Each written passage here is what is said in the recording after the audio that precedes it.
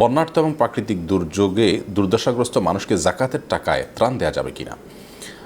বন্যার্থ বা যে কোনো প্রাকৃতিক দুর্যোগে বন্যার্থ কিংবা ওই দুর্দশাগ্রস্ত মানুষদেরকে দুর্গত মানুষদেরকে জাকাতের টাকা দেয়াটা জায়েজ হবে যদি তারা জাকাতের হকদার হন, এটি নিশ্চিত হয়।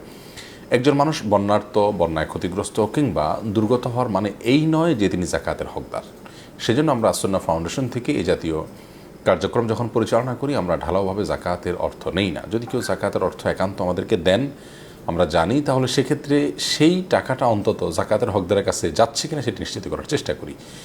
বিশেষ করে এই ধরনের পরিস্থিতিতে কে জাকাতের হকদার কে জাকাতের হকদার না বাস বিচার করাটা একটু কঠিন হয়, কারণ বন্যা দুর্গত এলাকাতে এবং এ জাতীয় বিশেষ প্রাকৃতিক দুর্যোগ বা সমস্যা দেখা দিলে তখন ঢালাওভাবে মানুষকে উপকার করতে হয়, কারণ তখন ধনী গরিব সকলেই বিপদগ্রস্ত থাকে অন্তত ওই সময়ের জন্য। কিন্তু যে ব্যক্তি ত্রাণ নিচ্ছেন হয়তোবা তার ব্যাংক ব্যালেন্স আছে কিংবা তার অন্য কোনো ব্যবস্থা আছে, কিন্তু এই মুহূর্তে তার শুকনো খাবার দরকার বা এই মুহূর্তে তার কোনো একটা সহযোগিতা দরকার, তো সেই সহায়তা আপনি জাকাতের ফান্ড থেকে তাকে দিতে পারবেন না, কারণ তিনি ধনী এবং সচ্ছল ব্যক্তি।